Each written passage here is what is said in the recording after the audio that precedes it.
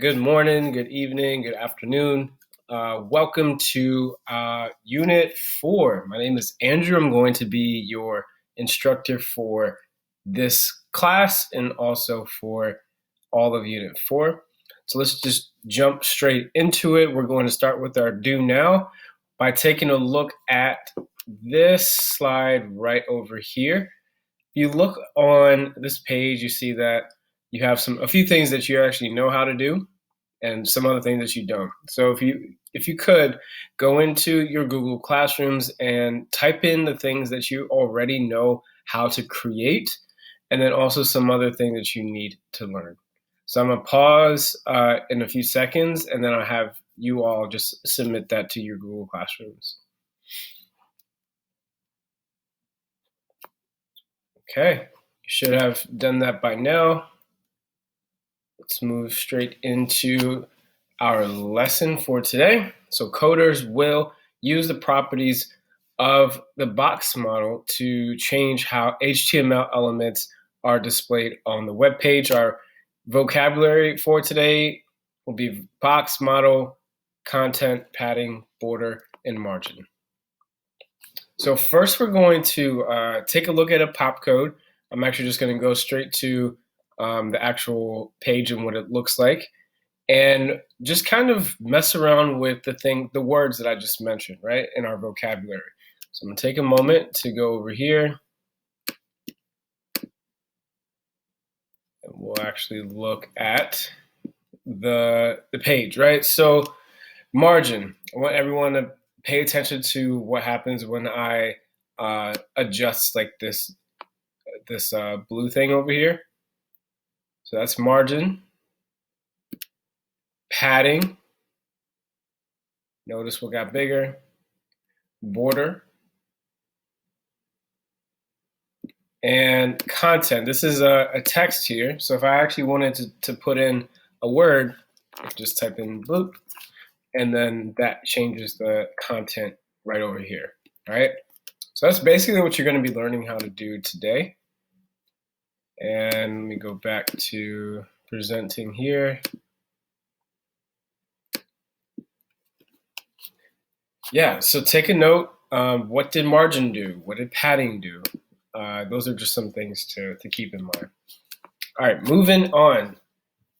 Some of you may or may not already know this, but all websites that we interact with are really just a series of boxes. So if you look at a web page like this, you'll see that, well, before you don't see any boxes, but when you actually peel back, like what the code is really doing, there's a box behind almost everything on this page. So sometimes boxes come in other boxes, like there'll be boxes inside of other boxes, but we'll get more into that later. But the important thing to know is that the content that we have on our pages are usually within boxes. So the box model that we're going to be talking about today is basically the design and layout of every HTML element that's on the page. And they're made up of 4 components: content, margin, padding, and border. So think of your padding, or excuse me, think of like this example as a box model. See the cat? The cat is the content. That's just like the centerpiece to whatever it is that you're looking at on a website. The padding is like the white tissue that you usually use to pack different things. The border is just like the outside, like boundary of the actual box, and then the margin is like the space outside, separating the box from maybe another box or something else, right? Another example is this framed piece of art right here in the middle. You have the actual content, that's like the piece of art, and then in the white you have padding that's in between the content and the border is on the outside, it's the black, and then the margin is like the space between this content and another content on your page. So quick recap: for content, you can have text content as we've been kind of talking about before, and then the border and the padding and the margin that separates to the other content. But you can also have so many different kinds of other things, like for example, like an image as your content as well. So the image will be here, padding, and then border and margin is in the middle, and it separates it from the other content. So if you can think about some other examples for different types of content, feel free to just make a note of those. Here are just a few examples of what we'll be using as content in the next for this class. So again, we can have text, and then like the text can be an H1 that is on your page, or an image, and then also this class. So you all learn in Unit 3 about how to use classes, and how classes are target like certain images or this certain content on your page, like individually, right? So you can also experiment with classes as well, and that's like the core of like what it is that you want to change. So every website has different kinds of CSS properties. The ones that I mentioned earlier: margin, padding, and border, to actually style the space around your content. And I'll get into what each of them will look like in your CSS in a moment. But the main things to note are that when we are trying to adjust something in our CSS, we always want to make sure that we're targeting our selector. So in this case, the selector is H1. In this case, the selector is image. And here is the class, which is caption. So there are a lot of different kinds of selectors that are out there. Just be mindful that if you ever want to change anything of any content on the page, you need to select them properly. So this is what it actually looks like when you select content. So the first here is we want to include the H1. That is our selector. The curly brackets, and then that's where you're going to put the properties and style it accordingly. And same goes for each of these. Notice that for the class, we have a dot that is before it. That's how you select a class. So you always want to put the dot before. Moving on to border. Border is just the boundary of the HTML element. Remember, the important thing about border is that it has 3 different values. The first value is like the thickness. That's like the 8px, and px, if you recall, means pixel. Solid, that's just like the like style. You can do solid, you can do dashed or dotted, and then blue is just like the color. So you can do blue, purple, whatever it is.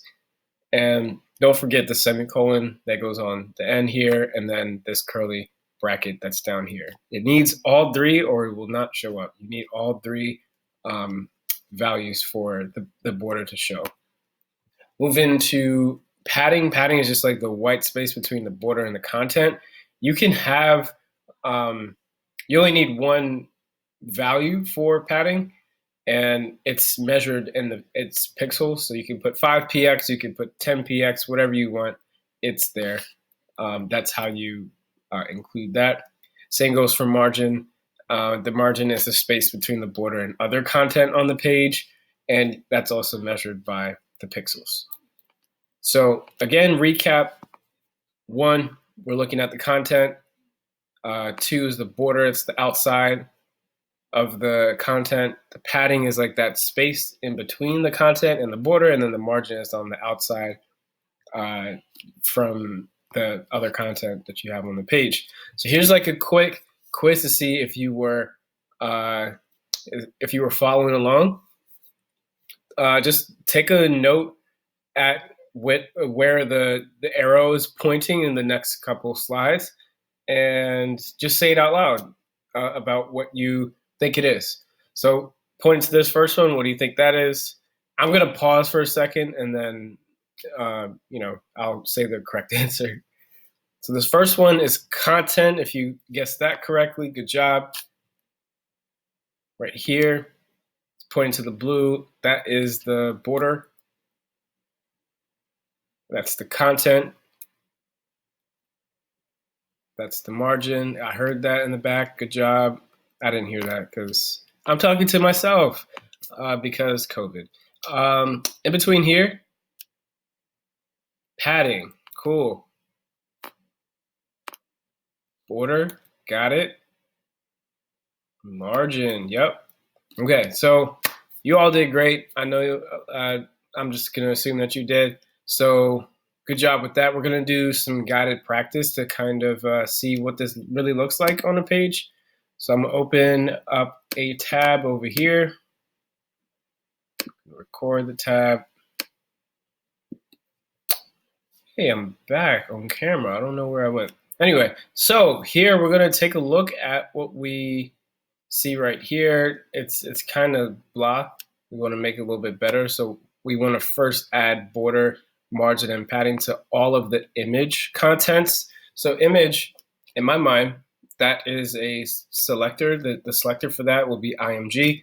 I'm going to go into the CSS, and now I'm going to add everything that we need. So padding, let's say 10px, border, let's say 23px, dashed, and blue.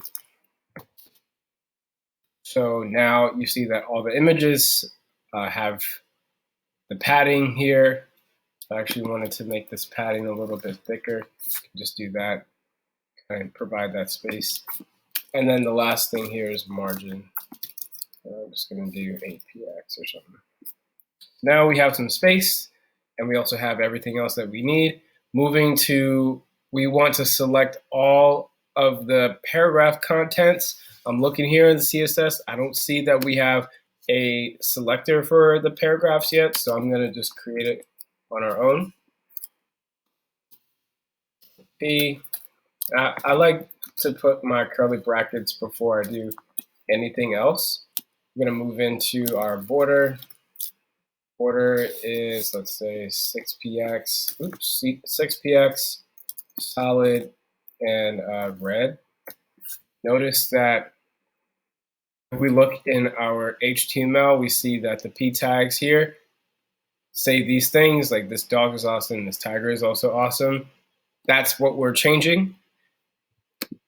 And for the last one right here is we just want to change just this tiger image. We want it to look different from the dog one up here. So how I'm going to do that, I'm going to go here. I'm going to look into our HTML, and I see that there's a class already with the name TigerPic. Remember, class has a dot that's going to be put before it. Put TigerPic, and notice how there is a capital P.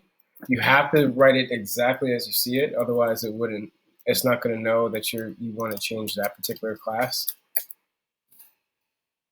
Here, I'm going to, let's just say border 3px groove is one of my favorites, and green. That's too small. Let me make it a green thing so you can see it.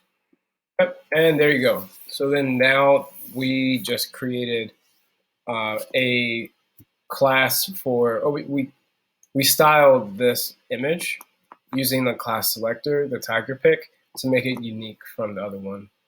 If we wanted to continue making that just different, just feel free to just go here, add the padding, and say 25px or something.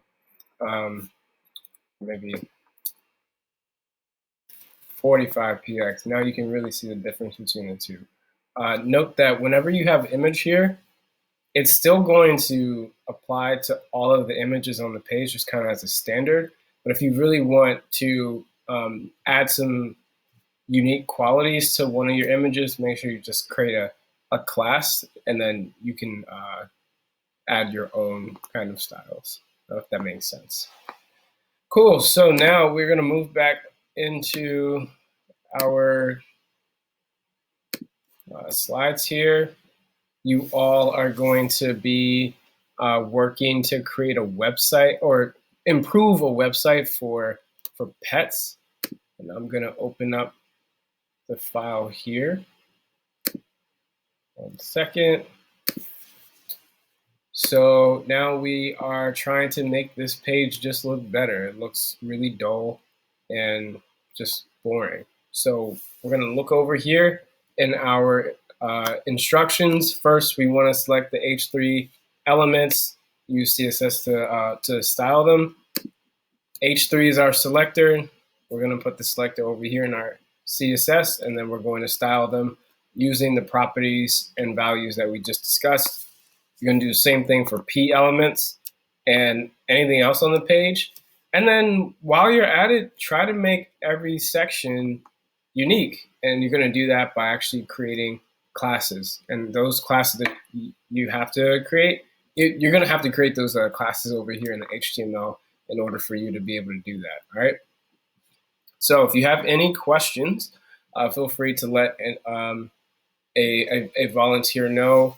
And also just reference the slides that we just went over.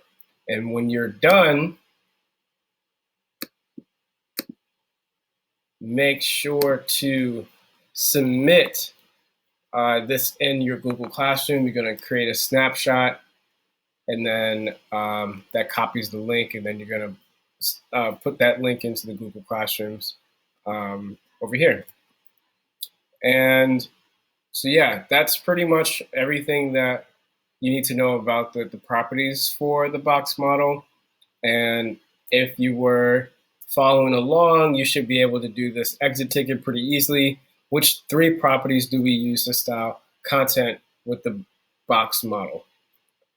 And once you submit that in your Google Classrooms, you're done for the day. Thank you all for joining, and we'll see you next class.